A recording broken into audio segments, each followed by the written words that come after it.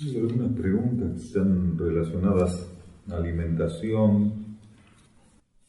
Una de ellas nos hace referencia a qué pasa con la cocción o la forma de cocinar que involucra los microondas. Alguna vez hablamos de esto, pero para aquellas personas que no lo tengan muy claro, el microondas es como un elemento de disolución del campo etérico. El microondas opera por medio de la fricción que generan las partículas. Las partículas se cocinan porque se friccionan entre sí. El microondas emite una onda de tal condición que las moléculas y las partículas friccionan entre sí, generando calor, y ese calor es lo que les permite cocinarse.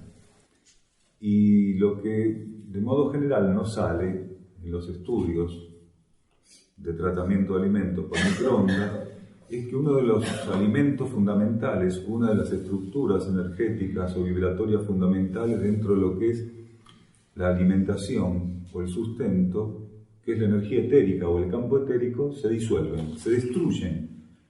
Nosotros cuando cortamos una hoja de lo que fuera o partimos una fruta o cualquier alimento, cuando seccionamos un alimento, generamos un corte, un seccionamiento, un rasgamiento en la parte material del alimento concreta, pero también en su contraparte etérica, porque toda partícula tiene una contraparte etérica. Entonces partimos una manzana al medio, por donde pasa el corte hay un deterioro físico concreto y etérico. El etérico, por donde pasa el corte, ahí se interfiere. El resto de las partículas a ambos lados del corte quedan con un grado de integridad. Pero cuando nosotros ponemos esa misma manzana para hacer una manzana al horno en un microondas, lo que hacemos es destruir todo el campo etérico. Entonces lo que queda es un campo material concreto sumamente desvitalizado, y ni hablar del campo etérico que queda absolutamente desarticulado, deteriorado. La mayor parte del componente etérico gradualmente se fue disolviendo y fue pasando a la sustancia etérica universal, o va reintegrándose al campo etérico inmediato planetario. Esto es un daño, esto es una pérdida en términos de sustento, de alimento, inmensa, porque los alimentos tienen un campo etérico que ofrece precisamente una de las bases o fuentes primordiales de la alimentación. El campo etérico es el campo mediante el cual se articula el tránsito de la energía. La energía en estos campos, en estos niveles, transita mediante canales etéricos. Si nosotros desarticulamos los canales etéricos o los campos etéricos de los alimentos, ahí estamos generando, retirando uno de los fundamentos y uno de los elementos, uno de los puentes mediante el cual la energía transita, se instala. Y el campo etérico mismo de un fruto ofrece una de las contrapartes fundamentales del sustento. No es algo que puede estar o no. Nosotros necesitamos la contraparte etérica del alimento, del mismo modo que parte de nuestra conciencia necesita la parte concreta química del alimento. Si nosotros pasamos exclusivamente a tomar la contraparte química del alimento, descartando la contraparte etérica, gradualmente entramos en un gran desequilibrio y nuestra conciencia empieza a ser gravemente interferida para participar del tránsito de la energía en estos niveles. Nuestra conciencia empieza a quedar como encapsulada, quiere decir, empezamos a confirmar que somos materia química en su estado más bruto, en su contraparte más densa. Por eso es muy importante no cocinar con microondas. Es muy importante no cocinar con microondas. Claro, esta cultura planetaria que componemos solo cree en lo que ve. Y si pone un alimento en el microondas, se hace rápido, se hace como quiere, se lo calienta en instantes, ¿qué puede tener de malo? Lo demás son fantasías, lo demás son folclore, mitos, era un mito eso. Entonces esas personas se confirman en su condición más concreta al alimentarse. Lo que hacen es satisfacer sus aspectos más concretos como conciencia y se limitan a abrirse al alimento sutil que está presente en todo lo que ingerimos. Estamos hablando de una ingesta de alimentos evolutiva, no de estar comiendo cadáveres, ¿no? Se supone que personas que estamos ya con una condición diferente ante la alimentación y los alimentos. Entonces, por este motivo, sería muy puntual tener en cuenta no cocinar con microondas. Si se pudiera entre optar por comer un alimento recalentado y comerlo en su estado natural, quiere decir la temperatura a la cual llegó después de varias horas, es mejor comerlo en esa temperatura donde se estabilizó. Porque las partes más sutiles se van retirando en las primeras 12 horas, las contrapartes más sutiles del alimento. Pero si después encima recalentamos, lo poco que hubiera lo terminamos también erradicando. Entonces queda un elemento condicionado a su contraparte más concreta y química. No es que no va a alimentar desde el aspecto del consciente izquierdo de la alimentación. La persona puede comer 20 años eso y va a seguir viviendo, no va a morir. Pero va a estar limitada en cuanto a la captación, la interacción con los aspectos más sutiles de la alimentación. Ahora, si una persona, por algún motivo, está ante la prueba de que no tiene que comer y le sirven eso y realmente necesita comer, que coma eso. Siempre que el ser pueda optar por un alimento fresco y en sus estructuras generales, lo menos alterado posible, que opte por eso.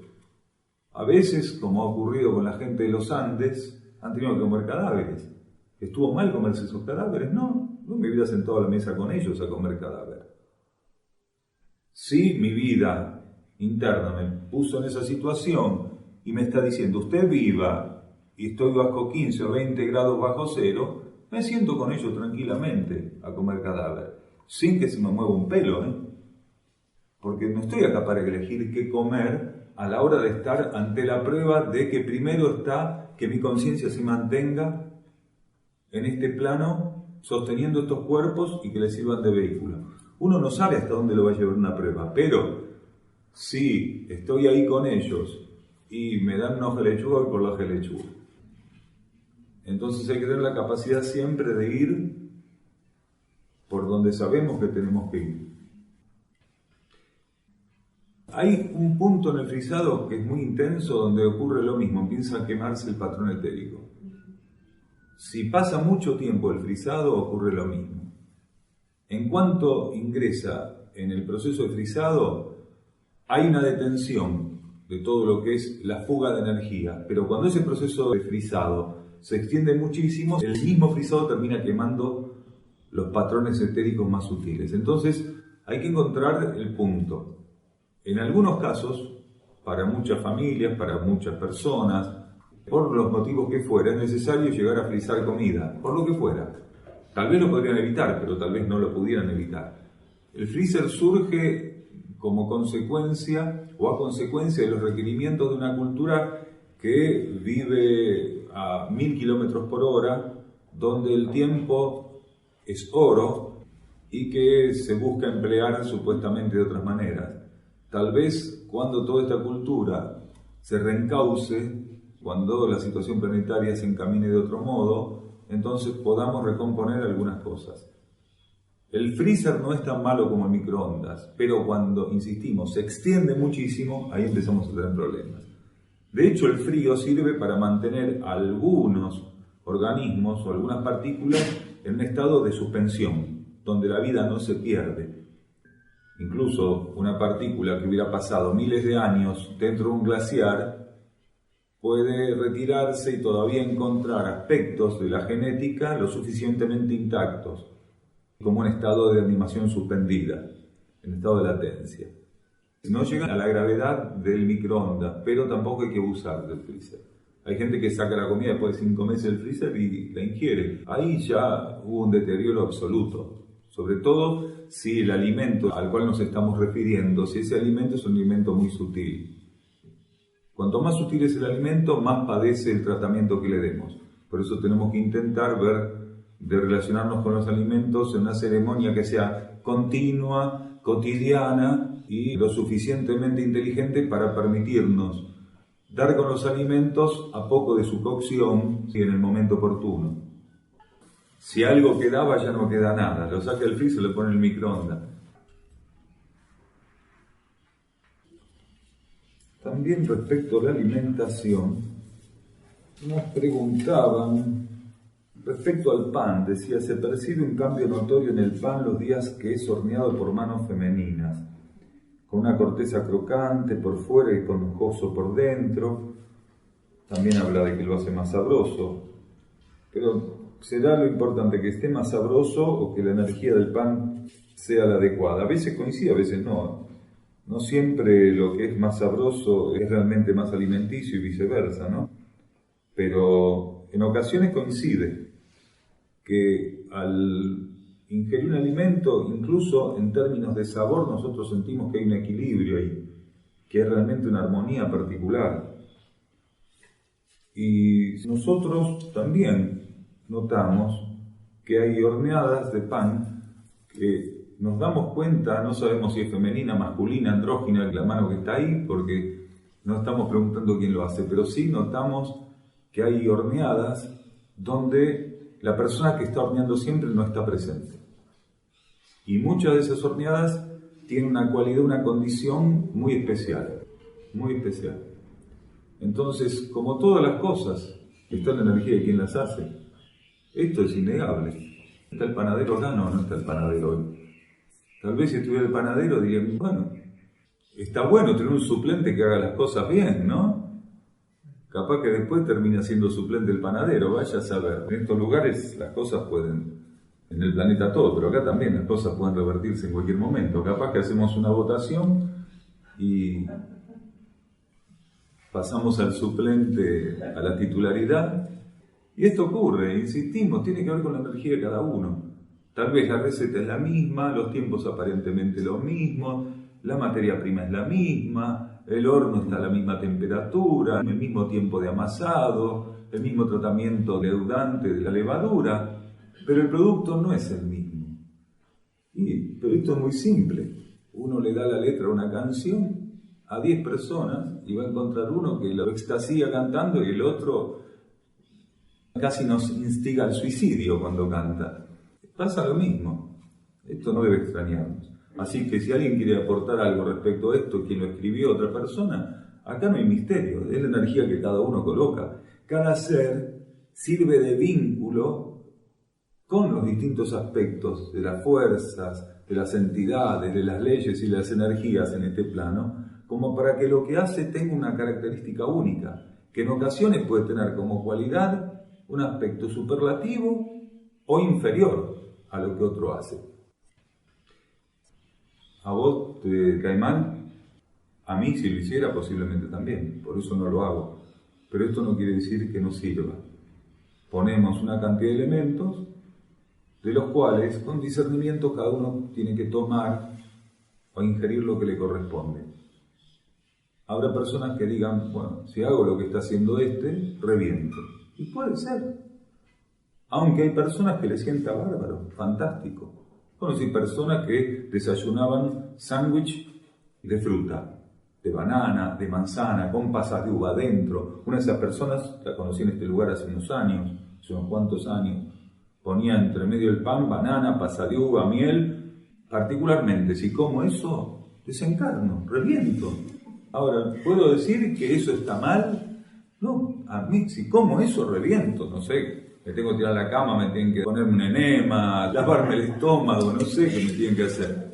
Seguramente reviento, pero ¿qué tiene de malo el pan, la pasa de uva, la banana, la manzana? ¿Tiene algo de malo? No tiene nada de malo. Según cómo lo ordene, si lo voy ingiriendo a lo largo del día, no pasa nada.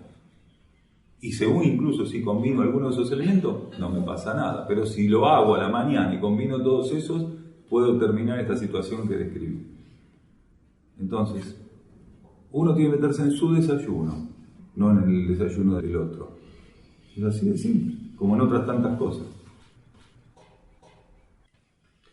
Para la alimentación, la única regla que hay es que aquellos alimentos que incorporemos sean del reino vegetal en la condición más elevada posible. Después, las combinaciones es cocina de autor ya eso. O sea, el cocinero coloca eso ahí. Después, la combinación es de autor. Cada uno tiene que ver qué armoniza, qué necesita con todo eso. Hay cosas que nosotros sabemos que no deben ingerirse en este ciclo.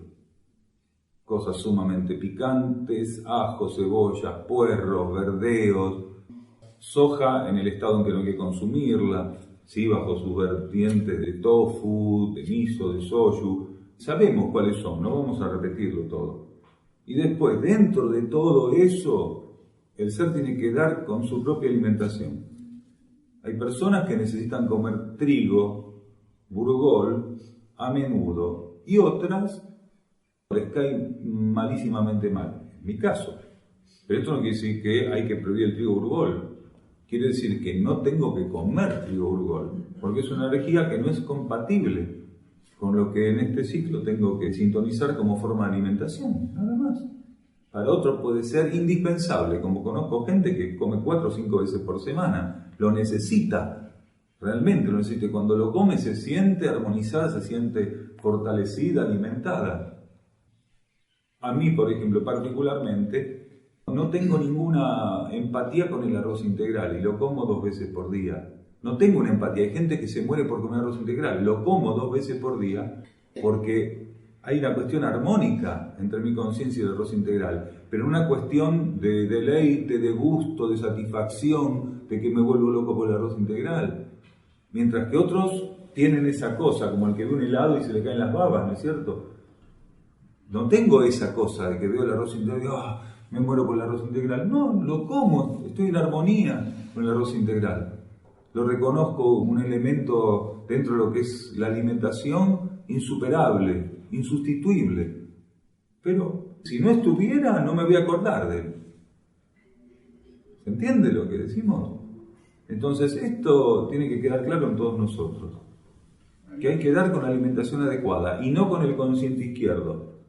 Hay que utilizar todo lo que nuestra conciencia tiene para discernir, para dar con nuestra alimentación adecuada. Que no recordemos o que no comamos tal cosa solo porque nos gusta. Porque algo puede no gustarnos, no tener una empatía en términos de sabor, de paladar, y sin embargo ser sumamente necesario y que nos mueva gratitud comer eso continuamente, como en mi caso con el arroz integral. Hay que tratar de no licuar. Si la persona no puede comer la manzana de este modo, le cae bien licuada, no hay que licuar la manzana hasta que quede totalmente hecha agua. Los licuados tienen que ser a un punto donde todavía la pulpa esté lo suficientemente palpable. Entonces, si la persona necesita eso y así lo tolera, que lo coma de ese modo. Hay gente que no puede comer manzana si no es licuada. Y necesita comer manzana. Come manzana y por más que la mastique le cae muy mal. Pone la manzana en la licuadora, le pone un poco de agua, la licúa, la come y siente que le hizo bien, que fue benéfico para ella. Entonces, ¿qué ocurrió ahí? Ocurrió que la persona está descubriendo cuál es la relación con ese alimento, que siente que lo necesita, pero bajo otro aspecto se le hace intolerable. Lo mismo con cualquier otra fruta. Hay gente que solamente puede comer frutas licuadas. Entonces, ¿qué puede estar ocurriendo ahí? Del mismo modo que decimos que el cuerpo etérico es un cuerpo o una herramienta, un vehículo insustituible dentro de lo que es la alimentación, podría ser que algunas personas, determinados aspectos etéricos, se les tornen muy fuertes ingeridos directamente, por algún motivo.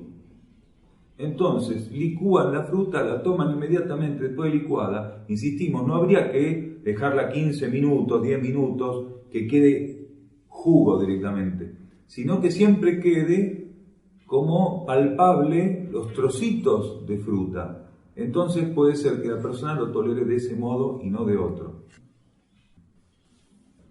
Las personas son amparadas para que la esencia de los alimentos esté a su disposición según sus condiciones. Entonces, estos muchachos, que ahora son hombres grandes ya, de 60 años o más, que padecieron lo que padecieron en los Andes, en ese momento no tenían ningún otro recurso que comer cadáveres de sus compañeros. La esencia del alimento estaba ahí para ellos. Si eso lo hiciera en otras condiciones, simplemente por una obsesión de antropofagia, no estaría la esencia del alimento ahí, no estaría disponible. Y lo mismo ocurre para alguien que puede tener un problema, sea estomacal, sea intestinal, sea hepático, vesicular, de boca, como puede ser tu caso, donde tiene que tomar todo hecho puré, licuado. La ciencia del alimento está ahí. Si la persona realmente se alimenta así porque no tiene otra vía de alimentación, se va a sentir fortalecido con ese alimento. Lo que la persona en ese caso tiene que lograr es no comer resentidamente, con resentimiento, porque tiene que comer de ese modo, porque entonces ahí no va a encontrar esencia. Si la persona no tiene otra condición que esa para comer, si transitoriamente la condición de su boca es esa, o de cualquier otra parte de su organismo, es esa, y él tiene que alimentarse de ese modo, tiene que tratar de mantenerse armónico, en equilibrio, en calma y con gratitud, ver que el alimento puede adaptarse a aquella limitación que él tiene y reverenciar la esencia que está en ese alimento. No estar enojado comiendo así, tengo que comer todo como si fuera un viejo de 100 años. ¿No? La actitud también influencia mucho, porque en la actitud hay una llave donde nosotros establecemos un vínculo con la esencia que está en el alimento. Por eso decíamos, si un ser al momento de comer come como un predador, así tengo una alimentación, entre comillas, evolutiva, porque lo que come está a la altura o está actualizado en relación a lo que la humanidad tiene en este ciclo de transición que tomar como alimento válido, para él no va a ser alimento, porque él sigue siendo un predador aunque se dirija a una hoja de lechuga, aunque se dirija a un elemento vegetal cualquiera, un cereal, una legumbre. Ahora puedes hacer lo mismo. Si lo que estás consumiendo es puré, o licuado, o papillas, entonces llevas el bocado a la boca y sin necesidad de estar intentando hacer fuerza sobre eso, lastimándote las encías o los orificios donde estuvieron los dientes, lo que haces es amasar suavemente eso para que se genere salivación y la química sutil oculta en la saliva opera igual en la mezcla. Entonces lo haces como si tuvieras dientes. Y entonces amasás eso, lo amasás, permitiendo que las glándulas segreguen la saliva, que la saliva opere tanto química como etéricamente. Entonces el proceso es muy similar al de la masticación. Entonces si eso está hecho, la esencia del alimento está ahí. Y el proceso va a ser válido en términos alimenticios. Cuando nuevamente tu dentadura se restaure, bueno, establecerás el vínculo que corresponda para ese caso. Pero es posible, no hace falta tener todos los dientes para que esa química oculta opere. Por eso hablamos de la actitud. Entonces uno tiene que tener esta cosa de tercer rayo presente. Cuando tiene un problema en la boca, tiene que estar abierto para que el tercer rayo, ahí como energía, opere. Entonces ahí entre los elementos con los cuales uno cuenta, se va a solucionar y se va a establecer un vínculo armónico. Tiene que haber una energía de inteligencia activa que permita que con lo que uno cuenta y aquello que cuento, tengo la boca con una cierta condición. El tercer rayo me permitió entender que si no puedo masticar los elementos, entonces los voy a licuar, los voy a pisar. Mi boca está en ciertas condiciones, el alimento está licuado, entonces lo que tengo que colocar ahí es una apertura para que esa energía del tercer rayo siga operando. ¿Cómo sigue operando? El alimento está licuado, mi boca está sin dientes, entonces lo voy amasando, y permito que se establezca el mismo vínculo que si estuviera prácticamente con mis dientes mordiendo para deshacer un alimento. Lo voy amasando y empiezo a generar salivación. Con el acto del amasado en la boca se va generando salivación. Entonces hay una energía de tercer rayo que termina encontrando la salida evolutiva a la situación con las condiciones que los elementos presentan. Eso es tercer rayo. El acto de alimentación excede lo que ingresa, tanto química, material concretamente y etéricamente a nosotros. Quiere decir, el alimento es más que eso. El alimento es como una llave que permite que cierta ceremonia en el mundo de las energías, en los niveles sutiles, opere. El alimento es solamente una parte de eso, es una llave, no es todo. Al momento de alimentarnos, nosotros ponemos en marcha como si fuera un movimiento reflejo, del mismo modo que si tomamos una cuchara y la introducimos mucho en nuestra boca, ¿se produce una arcada? Bien, del mismo modo se produce un reflejo sutil, interno y oculto al momento de alimentarnos. porque el alimento es solo un componente dentro del acto de la alimentación.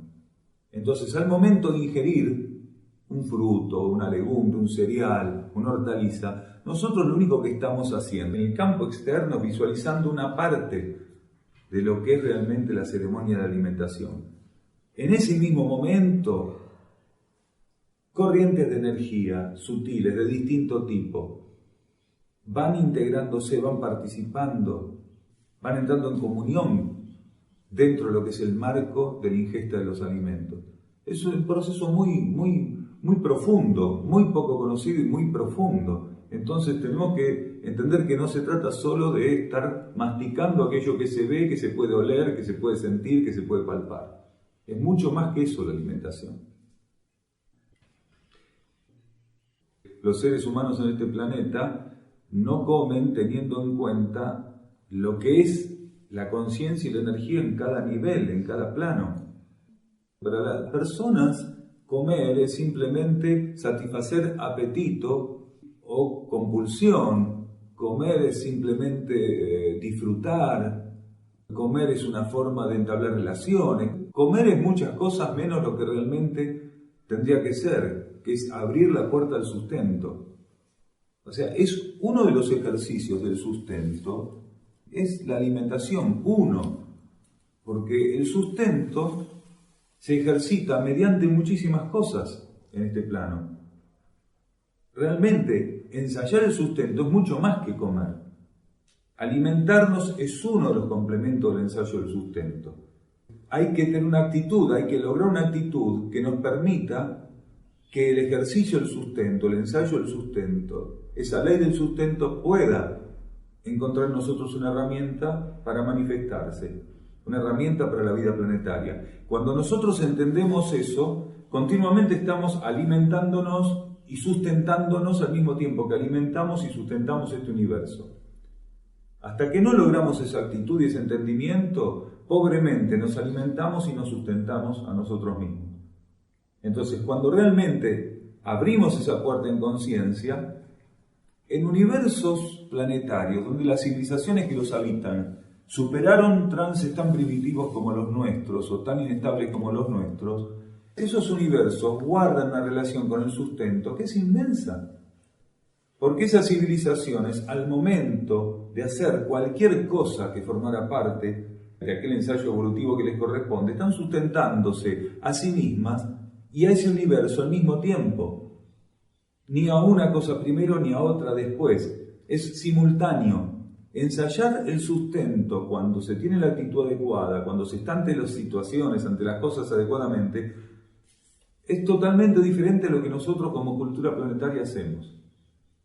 Entonces, aquel que ensaya el sustento no lo ensaya solo con los alimentos. Abre continuamente puertas. Él está abriendo continuamente puertas para que este universo, en todos los aspectos que lo componen, sea continuamente asistido, sea alimentado, sea sustentado, sea confirmado en su trayectoria y en su meta evolutiva. La alimentación, cuando es adecuada y en conciencia nos alimentamos adecuadamente, nosotros estamos confirmando el rumbo evolutivo de este planeta y la humanidad que lo compone. A tal punto es importantísima. En la alimentación está ocultamente instalado el rumbo al cual se dirige una humanidad. Cuando una humanidad se alimenta, está señalando hacia dónde se dirige evolutivamente. Por eso esta humanidad, que se desvió alimenticiamente, dejó mediante el acto de alimentarse de confirmar el rumbo al cual se dirigía. Y lo único que confirmó fue el desvío que tomó. Porque basta ver cómo se alimenta esta humanidad para darnos cuenta que en esa alimentación no está señalado el rumbo que nos espera a todos. Entonces la alimentación es algo muy profundo. Nosotros acá estamos bajo leyes. Y las leyes tienen algo que nosotros no tenemos, que es la capacidad de regir a cada partícula en base a sus características transitorias y a sus necesidades momento a momento. Entonces, si un individuo o un grupo necesitaran, por el motivo que fuera, no importa por cuál, ingerir alimento de determinado modo, la esencia del alimento va a estar ahí, quiere decir, la esencia de la vida va a estar disponible ahí. No hay forma de que la ley no dé eso. Las leyes psíquicas que los hombres podemos instalar en una legislatura, en un congreso, para que operen de otro modo hay que modificarlas, anularlas, rectificarlas o agregarles artículos.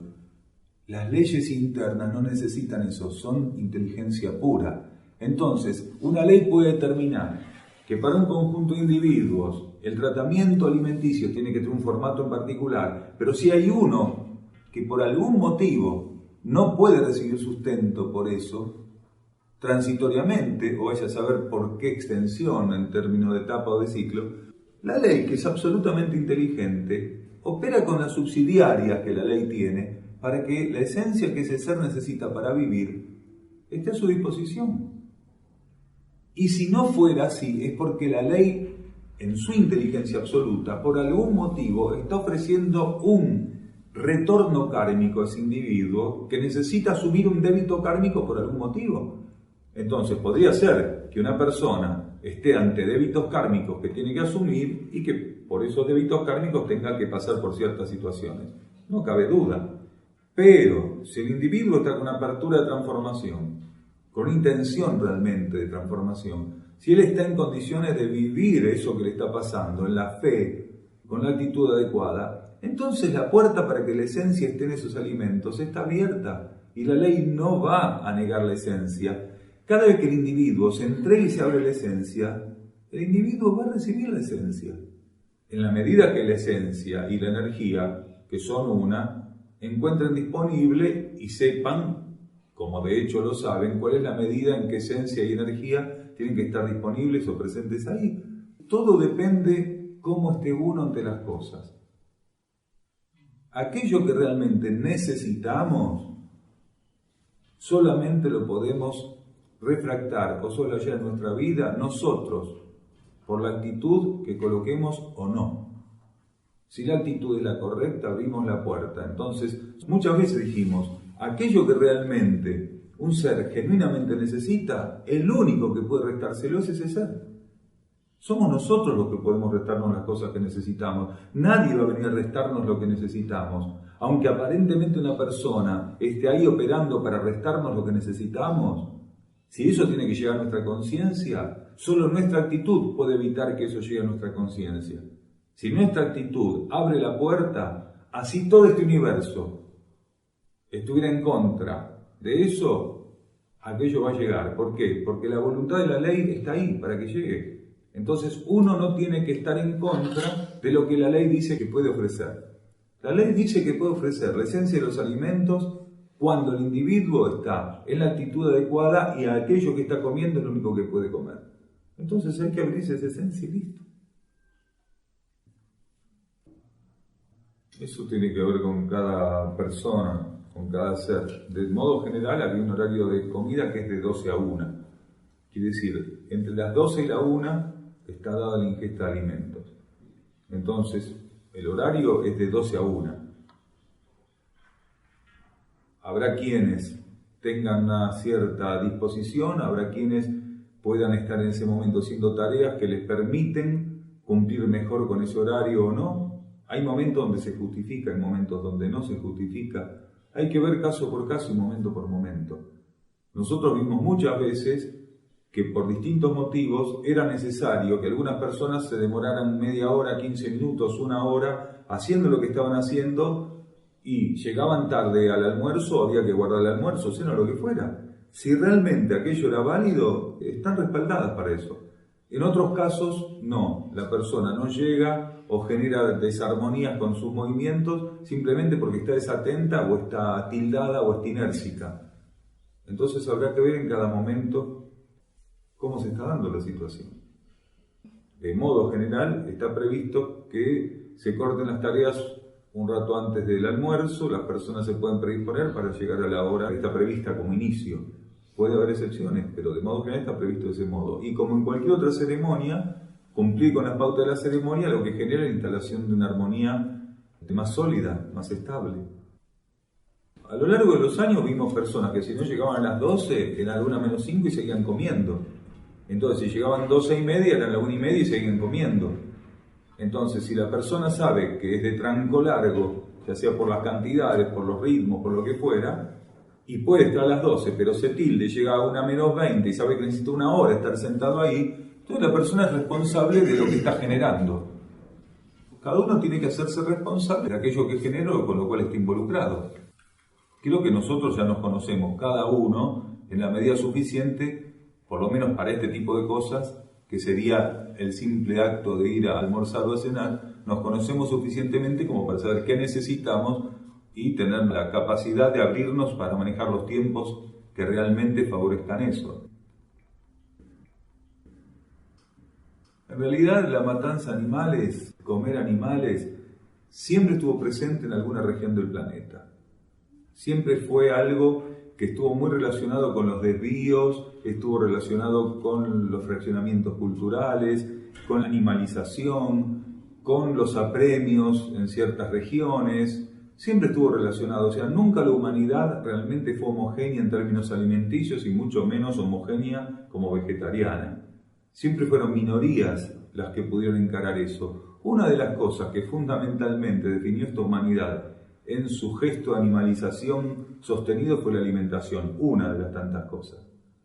Entonces, solamente por periodos, o solamente en algunas regiones y pequeños grupos o individuos aisladamente podían sostener una alimentación vegetariana.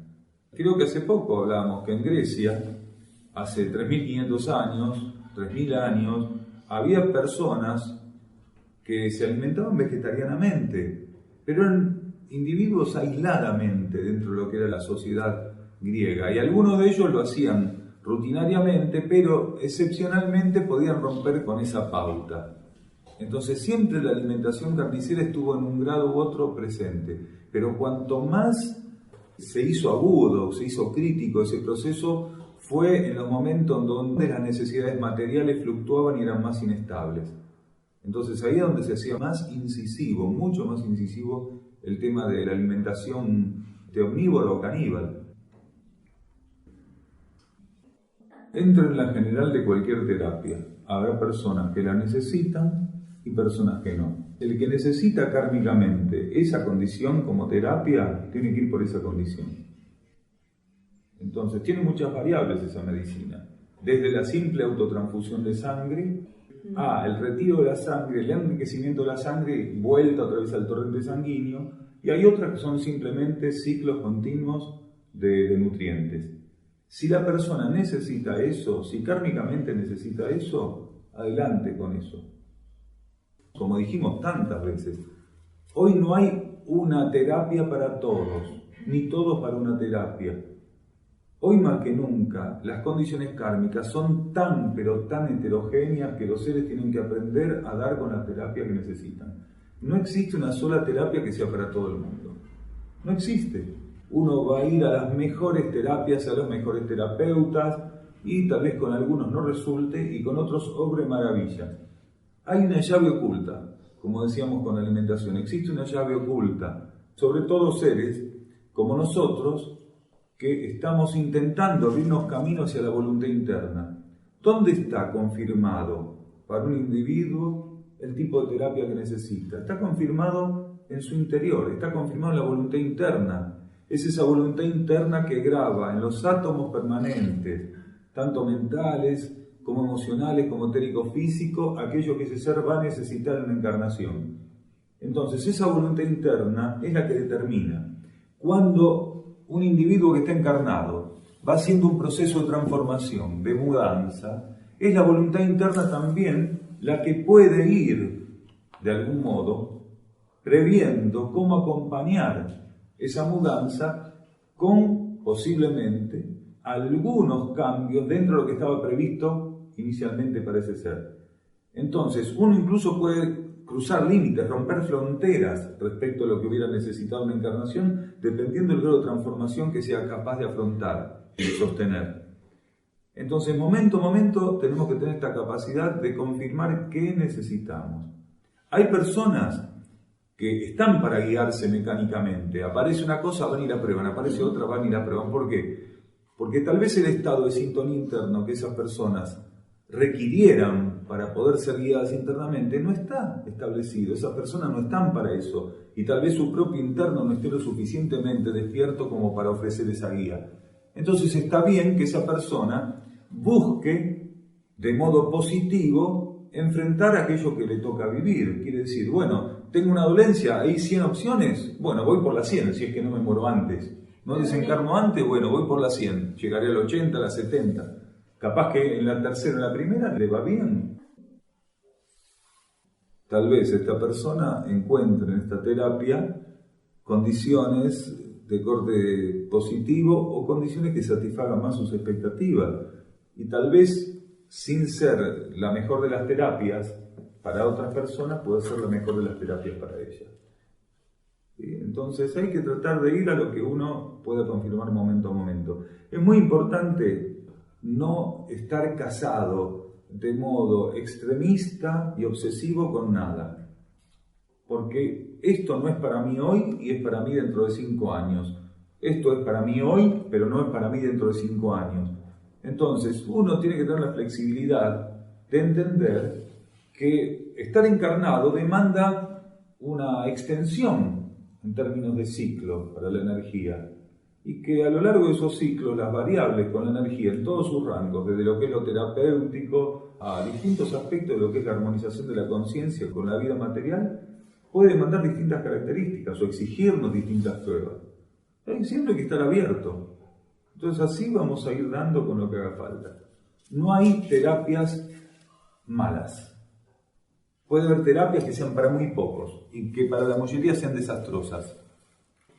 Hay terapias que son radioactivas. Uno dice, no, la radioactividad es terrible. Bien, hay personas que van a andar bien con una terapia radioactiva. Pero eso tiene que estar directamente signado por su conciencia interna, por su relación en términos de débitos kármicos, de créditos kármicos. Vaya a saber por qué esa persona, con lo único que va a poder sobrellevar cierto tipo de dolencia, es con una terapia radioactiva o química, y para otros sería un veneno. Hay gente que va a la quimioterapia y desencarna por la quimioterapia, no la resiste. Y hay personas que con la quimioterapia superan todo, en un estadio similar. Uno dice que tiene que ver con la fortaleza, el estado de avance de la enfermedad. No tiene que ver con nada de eso en realidad. Tiene que ver con que kármicamente esté signado. Tiene que ver con lo que ocultamente está asignado para ese ser. Entonces ahí se define todo, porque hay una correlación interna. Y si una persona está ante una situación límite, una situación aguda, y tiene que dirimir esto de qué terapia me hace falta, y la duda lo demora, la duda lo estanca o la duda lo cierra la posibilidad de poder percibir, es mejor siempre que vaya ante la duda por la terapia que considere. Ante la duda, ir por la terapia que se considere. Es muy común, sobre todo en los seres que están supuestamente en el camino espiritual, cerrarse a ciertas cosas porque no es espiritual esa opción. Nadie sabe que es espiritual o no para el espíritu, porque no hay censo espiritual. Al espíritu no se le puede hacer un censo. Entonces nadie sabe ocultamente qué puede tener previsto como experiencia nuestra conciencia interna a la hora de ofrecernos una terapia. No nos olvidemos, tantas veces lo dijimos, que las terapias son una de las cosas que comúnmente siempre son eximidas, ignoradas y olvidadas dentro del contexto kármico. Se habla de karma en términos de toda cuestión y siempre, puntualmente se olvida mencionar la terapia como un elemento kármico. Y es un elemento kármico de alta condición.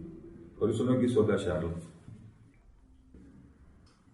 A veces puede parecer un contrasentido. Cuando el ser humano inaugura un nicho kármico, cuando abre un nicho nuevo de tipo kármico, ahí se tiene que hacer cargo de las consecuencias. El ser humano, en el siglo pasado, en la primera mitad del siglo pasado, empezó a experimentar brutalmente con la energía nuclear. Abrió un nicho que hasta ese momento estaba cerrado. Hacía millones y millones y millones de años que la humanidad no tocaba la energía nuclear. Había tenido una experiencia catastrófica en la noche de los tiempos, había tenido una experiencia catastrófica, había puesto el planeta al límite con el tema de la energía nuclear. Habían pasado miles de millones de años. Se había vivido una purificación intensa, etérico-física. Se había restablecido el equilibrio. Los seres que habían vivido esa experiencia habían pasado otro estado de conciencia y actualmente colaboran con la vida planetaria desde los niveles internos. Entonces, esa experiencia había sido reequilibrada, había sido resarcida. En el núcleo más profundo de la vida planetaria estuvo siempre grabado el alerta contra la energía nuclear. ¿Por qué? Porque el planeta ya lo había pasado. Entonces, había quedado en los núcleos más profundos el alerta. Esta humanidad recibió, por parte de seres intraterrenos y extraterrestres, así por entidades de alto rango débico, alertas muy grandes en no tocar la energía nuclear. No tocar la energía nuclear. Sin embargo, volvimos a reabrir ese nicho. A partir de ese momento, empezó a darse consecuencias kármicas tremendas en el planeta Tierra. Tremendas.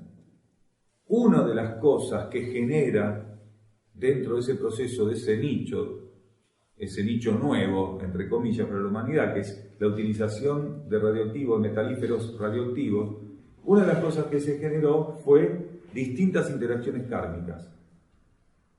La manipulación de radioactivos, la extracción de radioactivos, la instalación de centrales nucleares, de reactores de experimentación, tanto en pequeña escala como en gran escala, empezaron a generar grandes consecuencias kármicas con sus impactos en la humanidad y en el planeta. Pero, dado que ese nicho kármico se reabrió, a partir de ese momento, una cantidad de seres, por motivos kármicos que no son analizables, no son para el consciente izquierdo, podrían ser destinatarios o depositarios válidos para, entre comillas, tratamientos de salud mediante la energía nuclear. Quiere decir, una energía que masificada y utilizada en gran escala aniquilaría la vida planetaria, para algunos seres en pequeña escala podría ser objetivamente lo que necesiten. Entonces, hay una cantidad de seres en el planeta que kármicamente están habilitados para recibir tratamiento mediante la aplicación de rayos para cierto tipo de dolencias, con las consecuencias lógicas cuando se aplican esos rayos. Se sienten mal, pierden la piel, pierden el pelo, sufren daños, porque el mismo proceso también sirve como purificador kármico, como herramienta para padecimiento kármico. Después de que padecen todo ese proceso por la aplicación de los rayos, y que en los casos que corresponda kármicamente pueden superar la enfermedad, queda borrada la enfermedad de los átomos permanentes. Y durante 8 o 10 años o el tiempo que fuera han padecido no solo la enfermedad que buscaban combatir, sino que han tenido que padecer después lo que generó en los órganos, que después tuvieron que armonizarlos con el consecuente esfuerzo y la desarmonización que toda esa experiencia implica. El tratamiento mismo sirve para erradicar esa enfermedad sobre la cual estaba siendo aplicado, pero también para que una gran cantidad de procesos de purificación también se vivieran a partir del tratamiento. Y ahí en algunos casos se cierra y el ser queda liberado kármicamente. Quiere decir, del átomo permanente correspondiente se limpia esa enfermedad. ¿Y cómo se limpió? Con el padecimiento de la aplicación o de la recepción, en este caso, de rayos. Entonces, para algunos seres es válido. Es claro lo que estamos diciendo. Tal vez lo tenemos que profundizar mejor, pero una vez que nosotros destapamos una caja de Pandora como humanidad en un rubro determinado, entonces a partir de ahí empiezan a darse una cantidad de interacciones que el hombre convalida con su actitud. Pero esto, como todos los aspectos de la energía, no es homogéneo, tiene un grado de heterogeneidad. Quiere decir, para la gran mayoría puede ser incompatible o puede ser inaplicable, puede ser inconveniente, y para una minoría pequeña, regular, grande, puede ser válido. ¿Qué es lo que ocurre? Por eso, en esta instancia donde ya está todo tan trastocado, hay seres que kármicamente necesitan y van a necesitar hasta el final de la transición, como herramienta terapéutica, en algunos casos aplicación de rayos. Y va a ser válido para ellos. Y no va a ser un borrado de síntomas. Realmente todo el proceso que implique los va a terminar liberando de la causa de la enfermedad. El proceso va a quedar borrado de los átomos permanentes. Pero va a ser un pequeño número. En ese caso, ¿qué hay que hacer? Permitir con grandes controles, pero grandísimos controles multisectoriales y multidisciplinarios, la extracción en pequeñísima escala de algunos metalíferos radioactivos para ser utilizado también con controles multisectoriales y multidisciplinarios en pequeños reactores sumamente resguardados, hasta que termine el final de la transición y ya esta experiencia no sea válida para el futuro ciclo. Si bien es simbólico lo que vamos a decir, porque tiene muchos matices intermedios, para ponerlo en dos polos sería: usado de determinado modo masivamente, esto destruye todo. Y usado así pequeño, se pudo controlar o fue utilizado benéficamente en algunos casos. Serían los dos polos. No es que esté convalidado en términos cósmicos, pero en términos kármicos queda como dos grandes polos. ¿Qué es lo que hace la humanidad con todos los elementos? Según la medida y cómo se lo utilice, un elemento puede asumir un rol positivo o un rol negativo para el planeta. ¿Qué hubiera ocurrido si en la primera mitad del siglo pasado se hubieran manejado pequeños volúmenes de extracción de metalíferos radioactivos, solo se hubieran habilitado pequeños reactores custodiados multisectorialmente y multidisciplinariamente en determinados lugares y solamente se hubiera aplicado para determinada medicina en algunos momentos, en casos extremos? ¿Qué hubiera ocurrido? ¿Hubiera sido lo mismo? ¿Hubiera sido lo mismo realmente en términos de reacción kármica para el planeta y la humanidad? ¿Tocar los radioactivos? No, no hubiera sido lo mismo. ¿Hubiera sido positivo? No, hubiera sido negativo. Pero el saldo de esa negatividad hubiera podido ser saldado, por decirlo de algún modo, redundantemente, de un modo mucho más ligero y con menores consecuencias para el planeta y la humanidad. En realidad el planeta no estaría en condiciones, como para exagerar y ver de qué se trata, de soportar un rompeportones más, no una bomba nuclear. Una bomba de estruendo de esa que se usan en carnaval, porque ya nosotros saturamos todo. O sea, si este planeta no se terminó de fraccionar, fue por la gran asistencia de las jerarquías. O este planeta tendría que haber ya disuelto sus estructuras en el mundo tridimensional. A tal punto, nosotros superamos todo lo que estaba previsto en términos de ensayos nucleares. Hubo ensayos nucleares, pero en cantidades inmensas, ocultos a la mayoría, y que solamente lo saben los grandes gobiernos.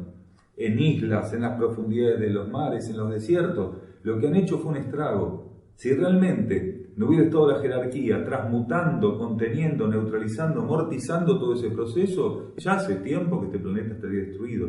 Décadas y décadas.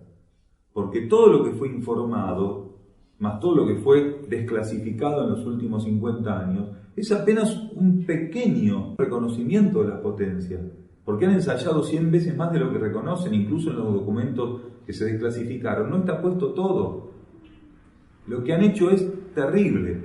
Oficialmente la humanidad llegó hasta cierta profundidad en búsqueda de avanzar hacia el centro de la Tierra.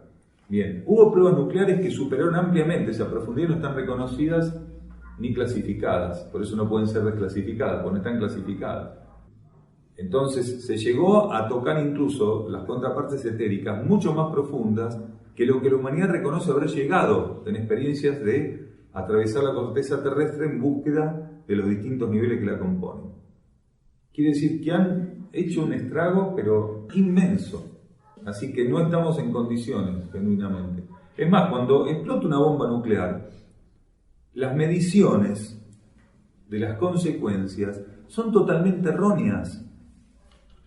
A ver, cuando Nagasaki e Hiroshima, que son lo más emblemático, explotaron, lo que se midió por parte de los científicos respecto al efecto es el efecto que fue dejado en libertad, pero no lo que realmente ocurrió, que fue neutralizado en gran parte por las jerarquías.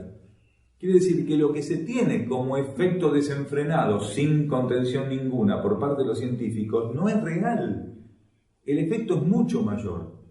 Si las experiencias nucleares, como las bombas que se tiraron, no hubieran sido neutralizadas en gran parte su poder destructor, hubiera sido un desastre absoluto para el planeta. Nagasaki y Hiroshima desaparecieron bajo esas bombas, pero el efecto fue controlado por la jerarquía. Entonces, cuando se evalúa por parte de los científicos terrestres cuál es el poder de una bomba, no se está evaluando genuinamente ese poder, porque no saben cuánto está siendo neutralizado por parte de las jerarquías en ese momento. Entonces, ¿qué parte no se neutraliza? ¿Qué es lo que no neutraliza la jerarquía de la bomba? Aquello que permitiría que la humanidad siga haciéndose cargo kármicamente en consecuencias sociales y planetarias dentro del marco de la experiencia del débito que le corresponda. Quiere decir, neutraliza hasta un punto, el resto se tiene que hacer cargo de la humanidad como experiencia destructora y con el débito kármico que genere, el correspondiente. Pero básicamente, para decirlo de un modo más fácil, el ser humano se tiene que hacer cargo de lo que genera. Si la bomba destruyera, o las bombas destruyeran las posibilidades de mantenerse en equilibrio el planeta en el sistema solar, el ser humano no podría experimentar el hacerse cargo de lo que kármicamente genera con esas manipulaciones y experiencias. Entonces la jerarquía amortigua el excedente y permite que solamente el poder destructor sea tal que genere el daño que tendría que generar medidamente y acotadamente y al mismo tiempo permitir que la humanidad quede enfrentada a sus débitos kármicos. Muchos sabemos acá, casi todos, escuchamos acá, que la jerarquía ofreció a la humanidad abandonar las experiencias y ensayos nucleares a cambio de las fórmulas de un aspecto muy avanzado de la ley magnética o de las leyes magnéticas. Y la humanidad dijo que no. Así de simple. Sería imposible para nosotros reconocer este planeta si hubiéramos aceptado. Porque eso hubiera implicado posibilidades tan antipódicas a las que fuimos tomando y las posiciones que nosotros fuimos alimentando que sería imposible reconocer la faz del planeta. ¿Cuántas veces nosotros dijimos que con la actividad y la actitud le impusimos al planeta un rictus satánico, un rictus macabro? Si nosotros pudiéramos leer la faz del planeta como la fuimos esculpiendo, le fuimos imponiendo un rictus satánico, macabro, diabólico al planeta. Porque si nosotros pudiéramos ver subjetivamente los símbolos, ese rictus lo veríamos grabado en el Amazonas destruido, en los mares contaminados, en las montañas destruidas, en los animales extinguidos, en la humanidad hacinada, en infinidad de cosas que todos sabemos que no hace falta describir. Realmente nosotros le impusimos un gesto macabro al planeta. Como una máscara sardónica le colocamos al planeta con todo esto que hicimos. Si hubiéramos aceptado el poder que se nos ofrecía de conocer y de gobernar algunos aspectos de las leyes magnéticas, hubiera sido diferente. Pero ¿qué ocurrió?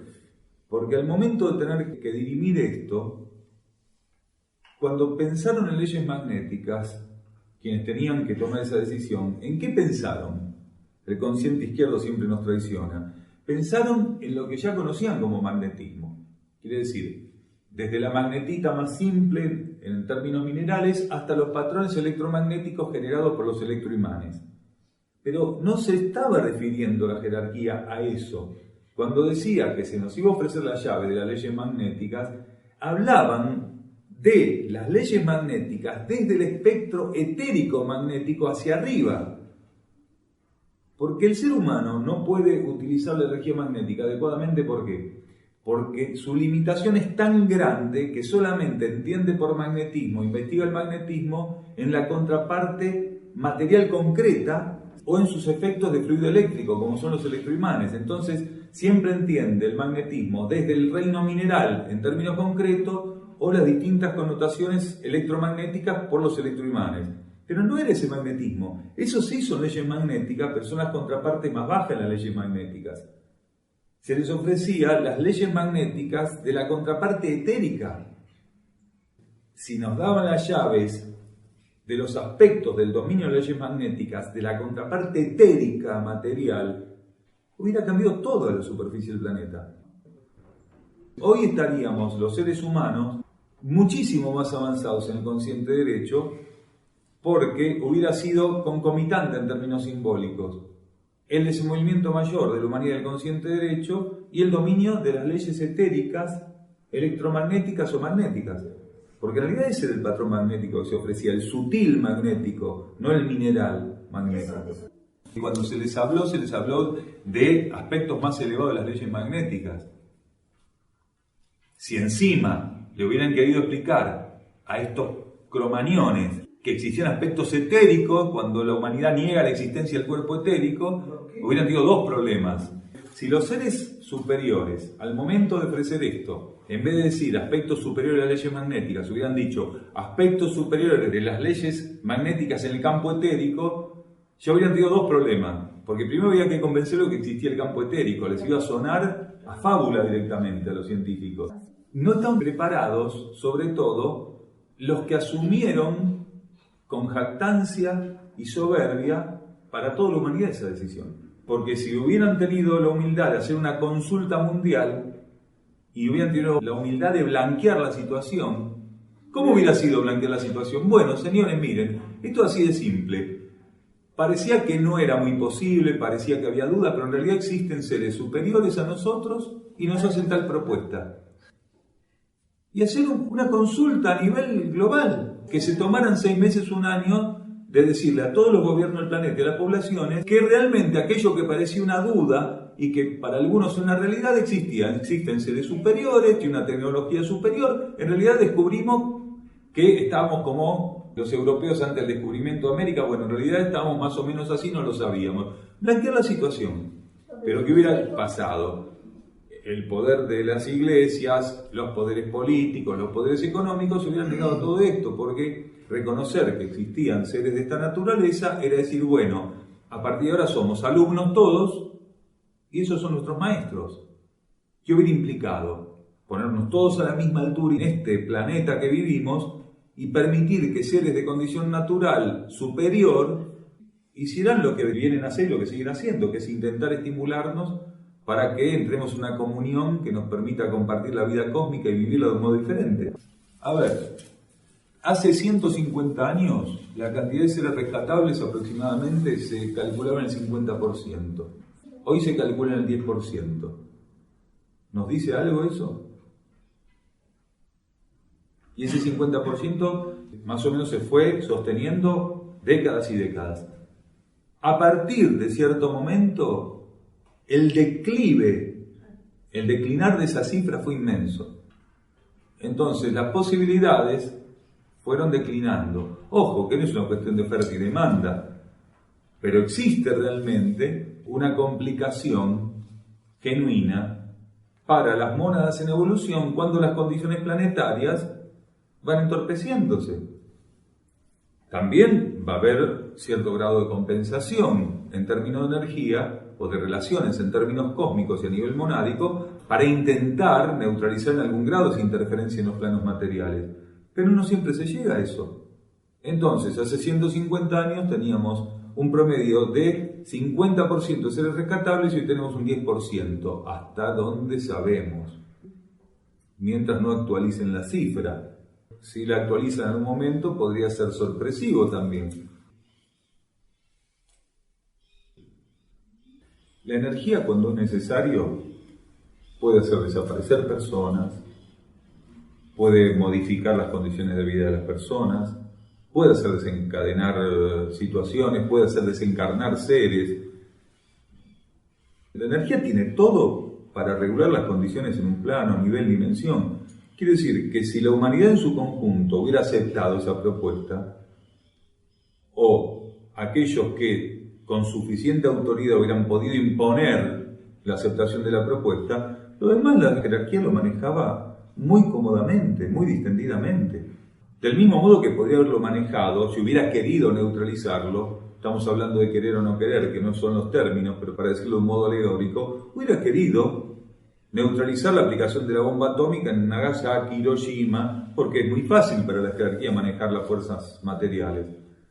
Si la humanidad hubiera aceptado la propuesta, todo lo demás se hubiera encauzado de otro modo, automáticamente. Lo que necesitaba la humanidad es decir sí a la propuesta. Lo demás quedó en manos de la jerarquía. Se encargaba la jerarquía de acomodar todos todas las manifestaciones y todas las condiciones que fueran necesarias de regulación en el plano material de la vida.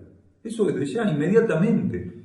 La jerarquía tenía todo previsto en caso de que la humanidad hubiera aceptado. Las previsiones para generar las condiciones adecuadas estaban dadas por previsión en detalle absoluto. Faltaba que dijera sí la humanidad. Si la humanidad decía sí, automáticamente la jerarquía se encargaba de generar las condiciones necesarias. Porque la humanidad es la que elige esos representantes para ponerlos donde los pone. O sea, nosotros todos somos responsables de los gobernantes que elegimos.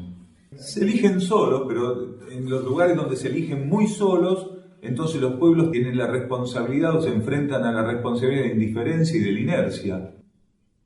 Entonces la humanidad siempre termina siendo responsable, porque no vivimos en otro planeta, vivimos todos en este. Entonces, según la ley de karma, las acciones en términos kármicos se asumen de modo conjunto. Una parte, un porcentaje de las acciones en términos kármicos se asume de manera conjunta. Claro, pero ¿qué ocurre? A los que hacen el fraude también los elegimos nosotros. O sea, la consecuencia kármica está siempre detrás. Siempre está el preámbulo kármico. Es decir, ¿cómo llega una persona al poder que es capaz de hacer fraude para permanecer en el poder? Llega puesto por alguien.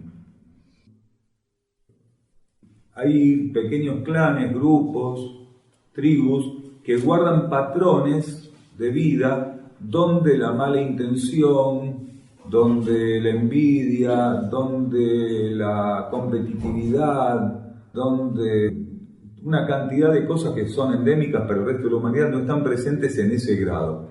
Ahí hablamos de seres, en muchos casos, que son inocentes, seres que fueron preservados, se encarnan en esos lugares del planeta, en ese marco de hordas, de clanes, de pequeñas tribus, para ser preservados de la experiencia evolutiva que tienen que hacer. Entonces no importa si saben leer, escribir, no importa si están informados o ayornados en lo que está pasando en el resto del mundo. Lo importante es que ellos, ahí donde están encarnados, son capaces de sostener la ceremonia de vida desde que se levantan hasta que se acuestan en el positivismo, en la asistencia mutua, en la cooperación, en el esfuerzo para conseguir el agua, la comida, la protección en cuanto al medio ambiente y la intemperie. Entonces, en ese ensayo positivo, sostienen un patrón evolutivo que no podría expandirse en experiencia más amplia por las condiciones planetarias. Porque de hecho es así. Muchos seres inocentes que están preservados en esos campos de vida, estaba previsto que pudieran ampliar un poco más su relación con distintas áreas de la vida planetaria, pero después terminados confinados, precisamente porque las condiciones se agravaron tanto, se hicieron tan críticas, tan agudas, que si hubieran entrado en contacto más directo hubiera sido terrible para ellos. No hubiera podido ser sobrellevado. De modo general, los seres inocentes son considerados por la jerarquía como seres rescatables. De modo general es así. Hay excepciones donde la experiencia de la inocencia no llega a tener un grado satisfactorio, entonces esos seres después no son considerados rescatables. Pero de modo general, una gran facción de los seres inocentes son considerados o tenidos en cuenta como mónadas rescatables. El ser inocente es el ser que cuando su conciencia se exterioriza e empieza a interactuar con la instrucción, se va desviando. La inocencia es una condición no de algunos seres, la inocencia es una condición de las razas humanas. Cuando van evolucionando se les ofrece participar de las experiencias evolutivas. La inocencia coincide con la exteriorización en la materia. Cuando el ser se exterioriza, el primer periodo es de inocencia. Después, cuando sigue la interacción con el espíritu y la materia, lo que sigue es un trabajo de instrucción. Y después viene la elevación y la síntesis, que es la sabiduría. Entonces, en las primeras etapas, todos los seres que hacen una experiencia evolutiva pasan por la inocencia. Entonces, a medida que van interactuando con el medio ambiente, que van generando relaciones kármicas y experiencias kármicas y van interactuando con otros seres de su propio reino, de otros reinos, con lo que la vida planetaria les va poniendo en ese campo de vida, según cómo puedan ir sobrellevando esa relación, de la inocencia van pasando a la instrucción dentro de lo que es la interacción espíritu-materia, con menores desvíos o con mayores interferencias. Según sean los desvíos o según sean las interferencias, o según sean las respuestas que pueden generar, está dado ese proceso. Hay seres inocentes, en muchos casos, que son capaces de sobrellevar una ceremonia de lo correcto, de lo positivo, se alejan de lo negativo, continuamente lo positivo está ahí en su conciencia. En esos casos hay muchísimos seres inocentes involucrados. En otros casos similares puede haber seres inércicos involucrados, seres indiferentes involucrados, o seres que por algún motivo tienen un grado de presión que les permite o los lleva a estar continuamente mecanizados y la vida se les va pasando como un agotamiento cíclico en el cual todo les da lo mismo, pero no tiene ni siquiera el coraje para romper con esa inercia. Pero hay muchos seres en esas condiciones que son inocentes, que pueden ser considerados inocentes. Todos los seres son responsables en algún grado del karma de aquel universo, si está bajo la ley de karma ese universo, del cual forman parte. La relación, responsabilidad, individuo está dada en la interacción de la conciencia con ese universo, en cómo interactúa la conciencia con ese universo. Eso en cada uno de nosotros se va modificando continuamente, porque según nuestra conciencia vaya operando, según nuestra conciencia funcione, esa relación fluctúa. Siempre va a depender de nosotros ese proceso. Lo que ocurre es que a veces nosotros, sin quererlo muchas veces, sin darnos cuenta, caemos en una posición que es más o menos la siguiente. Cuando se nos hace la comprensión respecto a ciertas cosas, a partir de ahí se torna incomprensible para nosotros cómo puede ser que aquel no lo haga, que no lo entienda, que no participe. Y tenemos que darnos cuenta que tal vez hace 10 minutos nosotros formamos parte de aquellos, en términos evolutivos. Entonces tenemos que tener mucha paciencia. Del mismo modo que para otras cuestiones de la vida planetaria seguimos dormidos y son otros, menores en cantidad, pero son otros los que se dan cuenta de eso y lo asisten de un modo diferente. Entonces hay que tener mucha paciencia al momento de observar en qué marco estamos y con quiénes estamos compartiendo la vida planetaria. Hay que tener mucha paciencia para nosotros y para los demás, porque tal vez estamos viendo con alarma o con preocupación algo que en realidad estuvo siempre ahí, de lo cual también participamos sin darnos cuenta hasta que levantamos la cabeza del común denominador. Es como una pirámide, realmente es como una pirámide. A medida que vamos pasando una fila superior de masa o de bloque de granito, la cantidad de bloques es menor, ¿no es cierto? Y pasamos a la fila superior inmediata y ocurre otra vez lo mismo. Entonces tenemos que tener en cuenta que, de un modo u otro, la situación planetaria es muy, pero muy rica. Hay una multiplicidad de aspectos y de estados de conciencia riquísimos y que no podemos hacer nada muchas veces por esas situaciones y que a veces se nos tornan incomprensibles, pero sobre todo porque les estamos prestando mucha atención a la situación o al estado de conciencia en el que se encuentran algunos.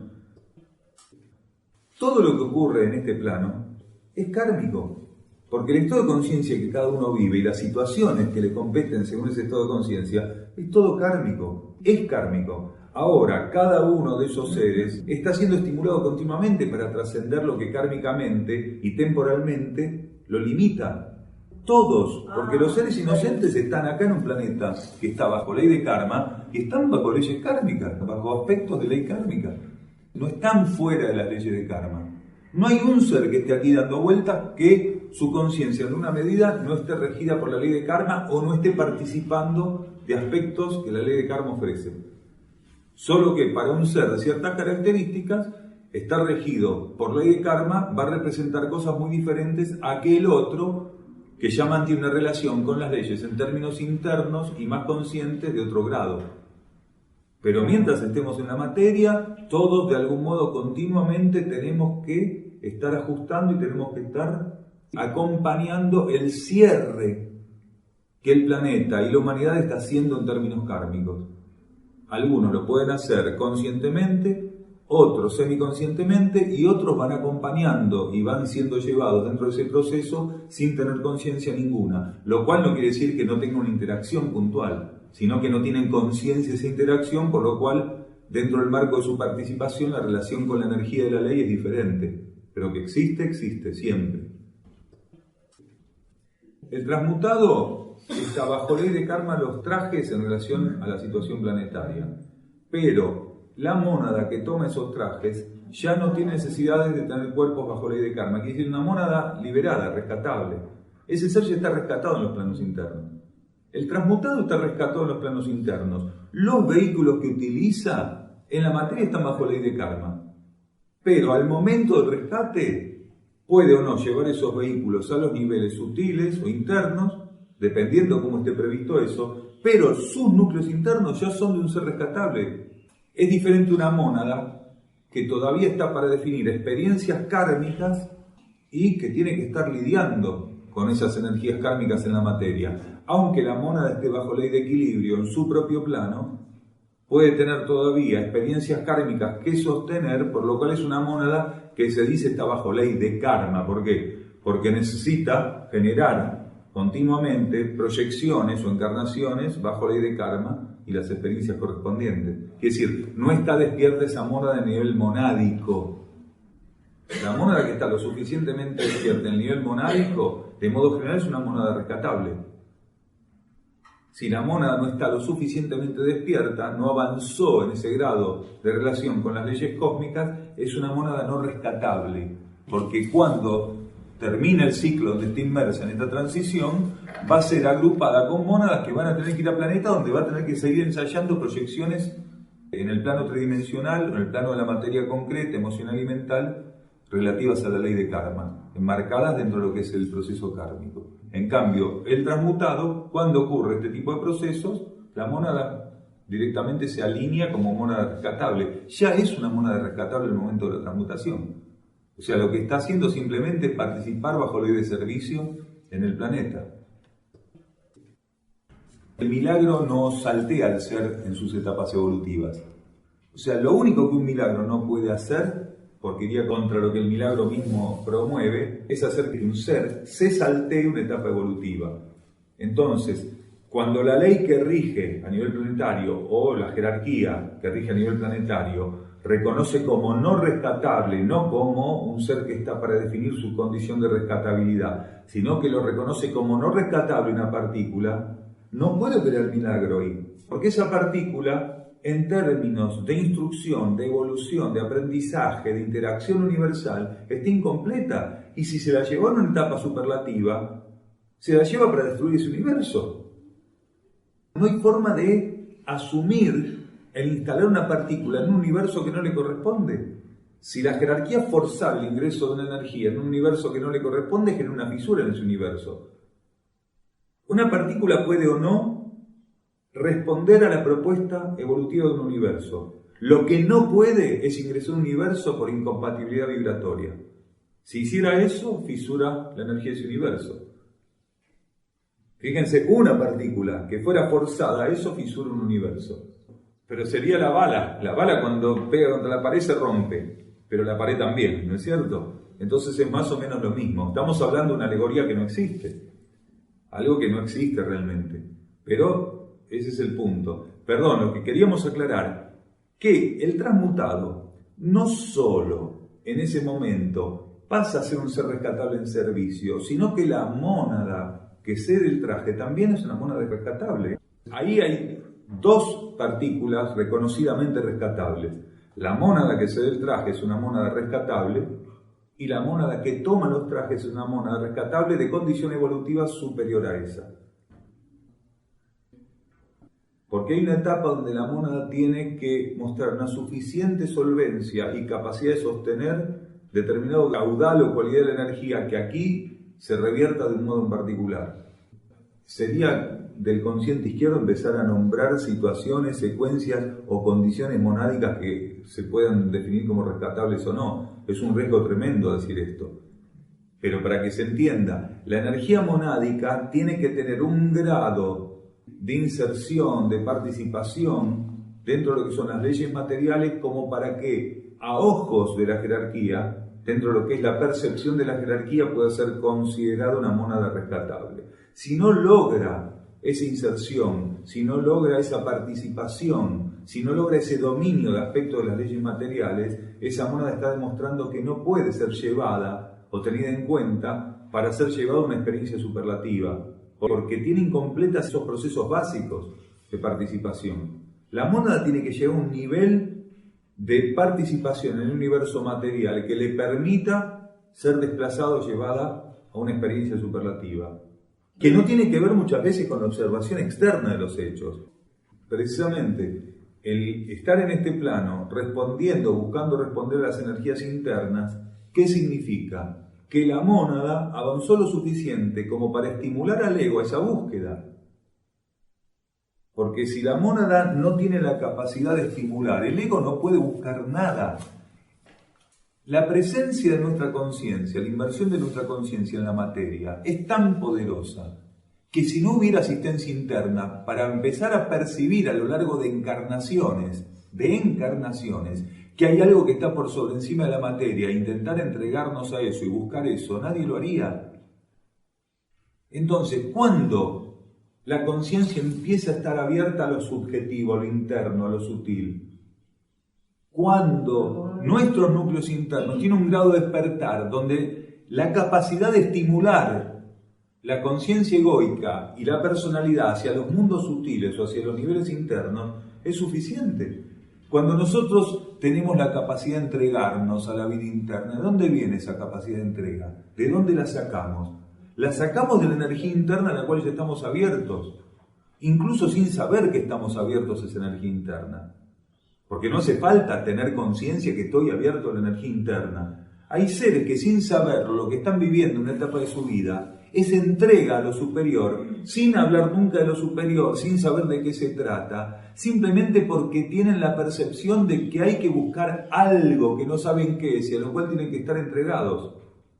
En ese caso, más allá de que la conciencia en términos racionales participe o no en distintos grados, ese ser está demostrando que ya percibe lo superior como una meta o como algo a descubrir y en lo cual hay que profundizar. Es muy importante eso, importantísimo.